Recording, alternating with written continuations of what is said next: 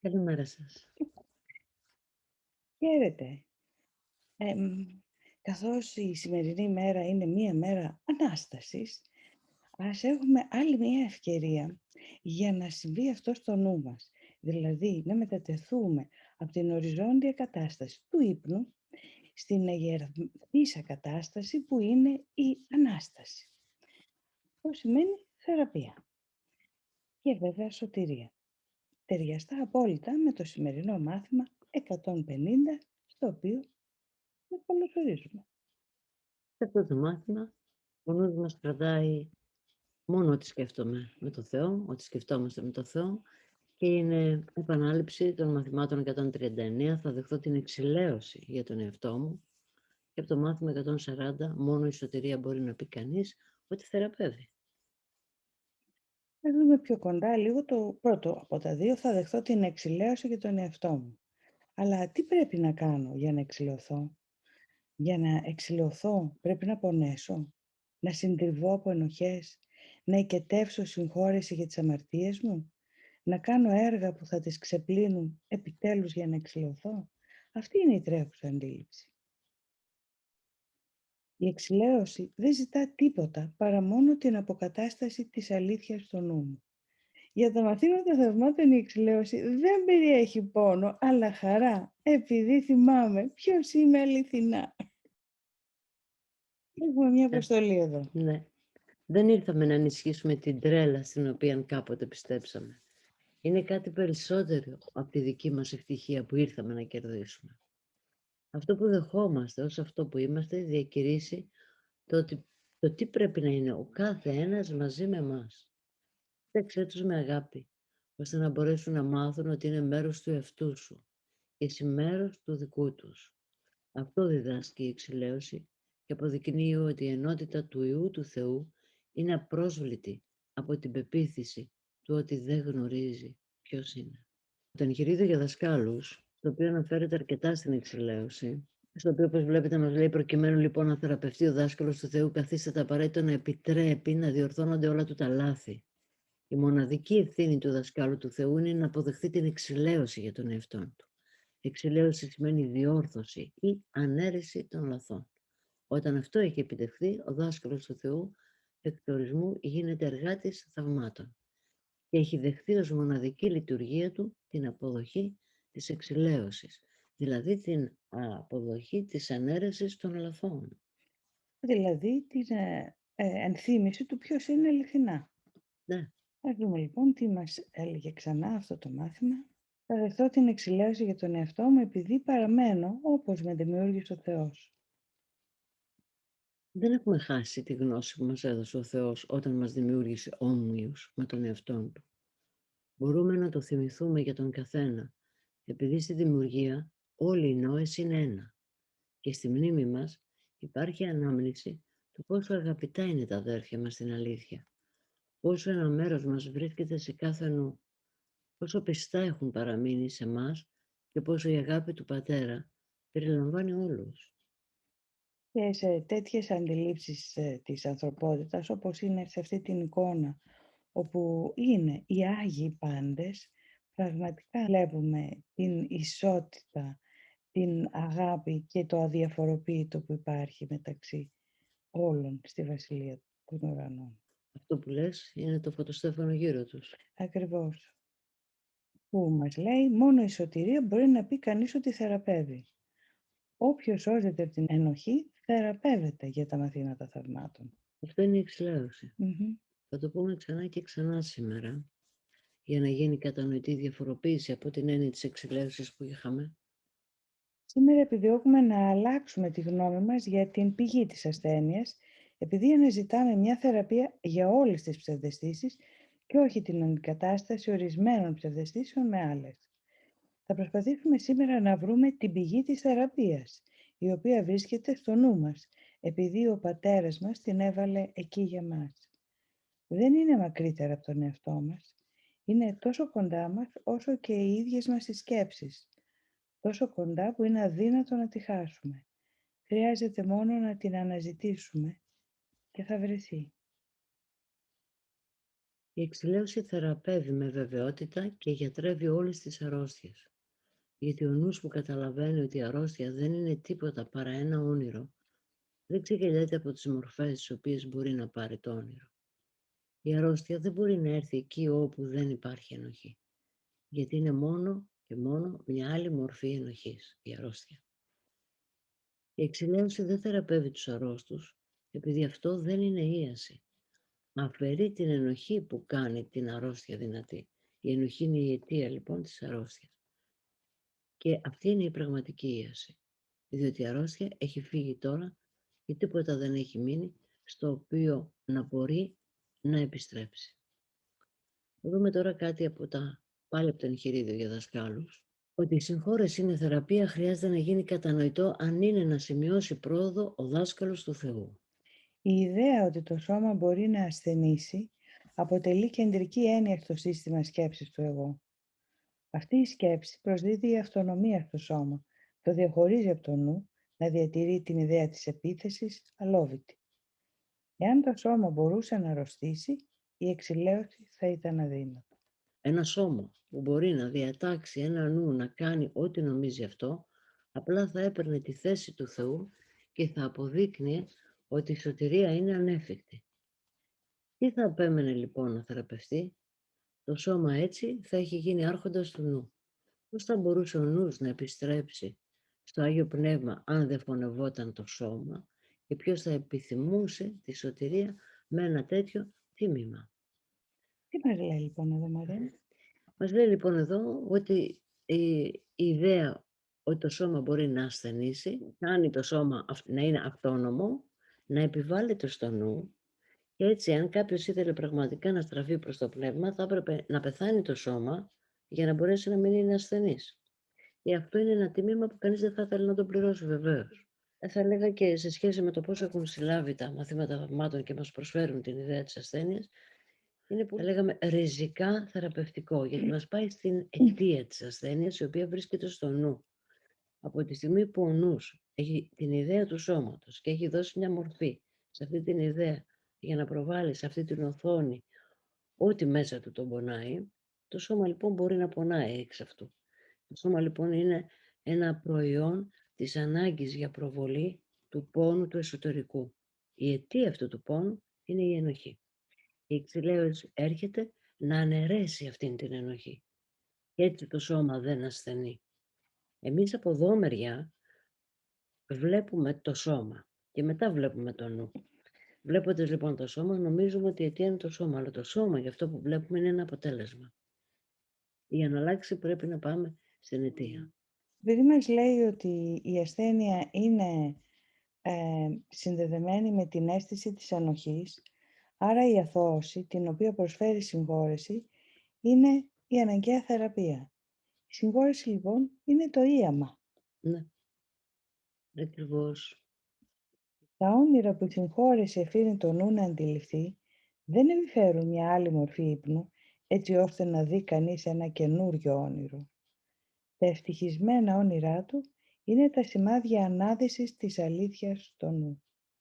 Οδηγούν απαλά από τον ύπνο στην αφύπνιση, όπου τα όνειρα εξαφανίζονται και έτσι επέρχεται αιώνια ίαση. Εδώ εκφρασμένη από το βλέμμα του Ιησού, όπως είναι αποτυπωμένο σε αυτό το περίφημο ψηφιδωτό στην Αγία Σοφία στην Κωνσταντινούπολη. Άρα εδώ μας λέει ότι η συγχώρεση δεν μας οδηγεί σε ένα άλλο όνειρο, αλλά είναι κομμάτια από μία αλήθεια που μπορούμε και βλέπουμε όταν συγχωρούμε. Είναι σημάδια ανάδυσης της αλήθειας στο νου. Που η αλήθεια τι θα μου πει? Ότι είμαι όπως με δημιούργησε ο Θεός. Πνεύμα θάνατο, καθαρή αγάπη, απόλυτα αθώα. Αυτό κάνει συγχώρεση των θαυμάτων, γιατί αθώωνει. Και όπως μας λέει, μόνο να αθωωθούν και τα δύο μέρη επέρχεται η συγχώρεση. Αν αθωωθεί το ένα και ο άλλος μείνει με ενοχή, δεν έχουμε συγχώρεση στην πραγματικότητα. Και όσοι από εσάς έχετε παρακολουθήσει, γιατί ξέρουμε ότι κάποιοι το έχετε παρακολουθήσει, το σεμινάριο της συγχώρεσης, θυμάστε ότι είναι πολύ σαφές, κάθε φορά τονίζουμε εκεί, ότι άλλη η συγχώρεση του εγώ, που είναι ένοχος με αναστολή, και άλλη η συγχώρεση των μαθημάτων θαυμάτων, που είναι ενθύμηση του ποιοι είμαστε αληθινά. Να δούμε λοιπόν πάλι κάτι από το εγχειρίδιο, το οποίο μας λέει: η εξηλαίωση προσφέρεται καθολικά και μέσα της έχει τη δύναμη να θεραπεύει τους πάντες από κάθε μορφή ασθένειας. Κάποιος που είναι ασθενής αντιλαμβάνεται τον εαυτό του ως διαχωρισμένο από τον Θεό. Η αποστολή σου είναι να θεραπεύσεις την αίσθηση διαχωρισμού που τον κατέστησε ασθενή. Η λειτουργία σου είναι να αναγνωρίσεις για λογαριασμό του ότι αυτό που πιστεύει για τον εαυτό του δεν είναι αλήθεια. Εδώ συναντάμε αυτό που λέγαμε χθες, που είχαμε δει και στο βιντεάκι. Στο βιντεάκι αυτοί οι 3 θεραπευτές που θεράπευαν το καρκίνο της γυναίκας έβλεπαν ότι δεν υπάρχει. Ναι, Δεν είχαν συμμαχίσει με το νου που πίστευε ότι είναι ασθενής και έχοντας δεχθεί και ο ασθενής εντός εισαγωγικών ότι μπορεί να θεραπευτεί, πρόσφερε το νου του ελεύθερο για να μπει αυτή η εξηλαίωση. Πρόκειται λοιπόν για μια θεραπεία με εξηλαίωση, αυτό που έκαναν οι 3 θεραπευτές χθες. Και μας λέει, η θεραπεία λοιπόν έγκυται στην αποδοχή της εξηλαίωσης. Να ακολουθείς την καθοδήγηση του Αγίου Πνεύματος εις αδυναμή με το να επιτρέπεις τον εαυτό σου να απαλλαγεί από την ενοχή. Αυτή είναι η ουσία της εξηλαίωσης και είναι το επίκεντρο των μαθημάτων θαυμάτων. Πώς θα αναιρεθεί η ενοχή? Γιατί η ενοχή μας διαχωρίζει από το Θεό και μας διαχωρίζει και από την αθωότητα και από ό,τι είναι Άγιο μέσα μας. Δηλαδή από οτιδήποτε δεν έχει επίθεση μας διαχωρίζει η ενοχή. Η ενοχή έρχεται και αναγκαζόμαστε εξαιτίας αυτής να υπερασπιστούμε τον εαυτό μας ή να επιτεθούμε το ίδιο πράγμα με το να επιτεθούμε έξω. Τα θαύματα πώς θα προσέγγιζαν το θέμα του εμβολίου, αν κάποιος νιώθει ασφαλής και προστατευμένος, έχει λόγο να προχωρήσει στο να κάνει εμβόλιο? Υπάρχει μια απάντηση σε αυτό. Θα του Καίσαρο στο Καίσαρι. Δηλαδή, εάν η πολιτεία έχει νομοθετήσει να γίνει εμβόλιο, δεν υπάρχει λόγος να μην γίνει. Γιατί αν κάποιος πιστεύει ότι δεν χρειάζεται το εμβόλιο, γιατί είναι ασφαλής, τότε κάνοντας και το εμβόλιο είναι ασφαλής. Και στις δύο περιπτώσεις. Αλλιώς, όπως έχεις πει, Ιουλία μου, θα υπάρχει φόβος. Είτε κάνω το εμβόλιο, έχω φόβο, είτε δεν κάνω το εμβόλιο, πάλι φόβο, γιατί το εμβόλιο θα μου επιτεθεί. Άρα, για να βγούμε από αυτό, να πάμε πέρα από αυτή την κατάσταση, αυτό που έκανε ο Ιησούς, αυτό που έκανε ο Σωκράτης, θα το Καίσαρο στο Καίσαρι. Και το Θεό, το Θεό. Στον Θεό. Αν κάποιος δεν θέλει να το βάλει, εννοεί το εμβόλιο. Έτσι μην το βάλει. Τα μαθήματα θαυμάτων δεν έχουν κανένα πρόβλημα. Αν θέλει κάποιος να κάνει το εμβόλιο ή δεν θέλει. Δεν ασχολούνται με αυτό. Δεν ασχολούνται με το τι να κάνουμε, αλλά πώς να σκεφτούμε. Εάν καταφέρνουμε να σκεφτούμε απολύτως αθώα, τότε δεν νιώθουμε φόβο και απειλή ούτε από ασθένειες, ούτε από φάρμακα. Καταλαβαίνετε ότι είναι το ίδιο πράγμα. Είναι απαλλαγμένος ο νους μου και από τα δύο είδη φόβου. Αν ναι, μπορώ να επιλέξω είτε το ένα είτε το άλλο ανά πάσα στιγμή. Αν δεν είναι απαλλαγμένος όμως, δεν θα γλιτώσω, γιατί το πρόβλημα είναι στο νου, όχι στο σώμα. Είναι σαν να μπαίνουμε σε έναν κόσμο μαγικό. Και κοιτάμε με ενδιαφέρον αυτά τα οποία υπάρχουν. Δεν τα φοβόμαστε. Και αντίστοιχα μπορούμε να πάρουμε είτε τη μία εμπειρία είτε την άλλη, χωρίς να έχουν καμία επιρροή πάνω μας. Θα έλεγα, μέχρι να φτάσουμε στο σημείο αυτό που περιγράφεις, Μαρία μου, είμαστε εκ της δικής μας αντίληψης περιορισμού αναγκασμένοι να τρώμε κάθε μέρα. Φοβοθετική τροφή. Να εισπνέουμε κάθε ορισμένα δευτερόλεπτα ξανά οξυγόνο. Γιατί? Αυτό είναι ψευδαίσθηση. Άρα, μέσα στο όνειρο αυτή είναι η νόμη. Αν με κυνηγάει, το ξαναφέρνω αυτό το παράδειγμα γιατί είναι πολύ χαρακτηριστικό, ένα λιοντάρι μέσα στο όνειρο, τρέχω. Αλλά τώρα που κάνω τα μαθήματα θαυμάτων, τι μου έχει συμβεί? Έχω υπόψη μου ότι κοιμάμαι, αλλά δεν καταφέρνω ακόμα να ξυπνήσω. Οπότε, μέσα στο όνειρό μου θα συνεχίσω να τρέχω για να αποφύγω να με φάει το ονειρικό λιοντάρι, λέγοντας ταυτόχρονα, βοήθησέ με να ξυπνήσω τελείως από το όνειρο, όπου υπάρχω εγώ σαν σώμα, το λιοντάρι σαν σώμα και ο κίνδυνος. Είναι μια τελείως διαφορετική πραγματικότητα, δηλαδή συνεχίζω να ζω φυσιολογικά, ενώ ταυτόχρονα αρχίζω να ανοίγομαι στο να βιώνω την πνευματική μου διάσταση. Είστε σίγουροι ότι την έχετε βιώσει την πνευματική σας διάσταση 100%? Τότε μπορείτε να προχωρήσετε χωρίς κανένα εμπόδιο και να διαπεράσετε και το θάνατο. Είστε έτοιμοι γι' αυτό? Ή είμαστε ακόμα σε μια διαδρομή? Στοχαστείτε. Άρα η ενασχόληση του νου με το θέμα του εμβολίου, σε κάθε περίπτωση, Είναι φόβος και είναι από τις δύο φόβος. μεριές. Πρέπει να το αναγνωρίσουμε. Αυτό που θα ήθελα λοιπόν είναι να πάω στο πνεύμα μέσα μου και να ζητήσω βοήθεια για να απαλλαχθώ από την ενοχή. Γιατί ο λόγος για τον οποίο κάνουμε ή δεν κάνουμε το εμβόλιο εφόσον φοβόμαστε είναι για να μην πεθάνουμε ή για να μην πεθάνουμε άσχημα. Σε κάθε περίπτωση λοιπόν πιστεύουμε στο θάνατο και πιστεύουμε ότι μπορεί να πεθάνουμε άσχημα ή καλύτερα αν δεν κάνουμε το εμβόλιο ή ό,τι ο καθένας πιστεύει. Σε αυτή την περίπτωση λοιπόν είμαστε τελείως μες στην ψευδαίσθηση και ασχολούμαστε με το ποια ψευδαίσθηση είναι λιγότερο επικίνδυνη. Χρειάζεται λοιπόν να αναγνωρίσω την κατάσταση στην οποία βρίσκομαι, να μην ζητάω από το νου μου να κάνει ανώριμα άλματα, γιατί θα σκάσω κάτω. Αλλά να κάνει σεμνά βήματα κατανόησης, σιγά σιγά, μέχρι να φτάσει εκείνη τη στιγμή που αυθόρμητα θα υψωθώ πέρα από το όνειρο. Θα συμβεί. Αλλά είμαστε ακόμα όριμοι γι' αυτό? Συγγνώμη, διακόπτω πάλι, γιατί έχουμε την ευτυχία που λέει: εγώ φοβάμαι, μήπως το εμβόλιο εμποδίσει το νου μου να αφυπνιστεί. Ναι, γιατί υπάρχει και το περίφημο, υπάρχει τσιπάκι μέσα στο εμβόλιο και έτσι ή μπορούν να μας ελέγξουν μέσα από τη συχνότητα του εμβολίου. Εδώ έχεις μια πάρα πολύ ωραία θέση. Δηλαδή, το τσιπάκι περιμένουμε για να μας επηρεάσει. Χωρίς τσιπάκι, δηλαδή τώρα είμαστε ανεπηρέαστοι. Αυτή η αίσθηση ότι θα με ελέγξουν εάν κάνω το εμβόλιο ή άλλες ιδέες τέτοιες περί του πώς θα με ελέγξουν. Μα ελέγχομαι ήδη. Μα ο νους μας ελέγχεται από αυτόν τον κόσμο ήδη. Και ο τρόπος για να ξεφύγουμε από αυτό δεν είναι να ασχοληθούμε με το να μην πάρουμε μέσα στο σώμα μας πράγματα τα οποία έρχονται από αυτόν τον κόσμο, από το περιβάλλον ή ό,τι άλλο φτιάχνει η επιστήμη. Δεν είναι αυτός ο τρόπος. Είναι να αλλάξει επίπεδο η σκέψη μου. Να αλλάξει επίπεδο ο νους μου, ο παθισμένος με το σώμα. Πάμε προς τα εκεί λοιπόν, μέσα από την εξηλαίωση που λέει ότι είναι ανέρεση των λαθών, δηλαδή ανέρεση ενός λάθους σκεπτικού, ότι είμαι σώμα. Αν είμαι πνεύμα, αν λειτουργώ με το πνεύμα μου, πώς μπορεί να με ελέγξει κάτι? Δηλαδή αν θέλω πραγματικά να μην ελέγχομαι, πρέπει να ελευθερώσω το νου μου. Δεν είναι το τσιπάκι λοιπόν ή η συχνότητα η οποία θα εκπαιμφθεί από οπουδήποτε η οποία θα με ελέγξει. Είναι η πίστη μου ότι είμαι ένα σώμα. Αυτό με ελέγχει. Και επειδή με ελέγχει αυτό, με ελέγχουν και οι νόμοι που αφορούν το σώμα.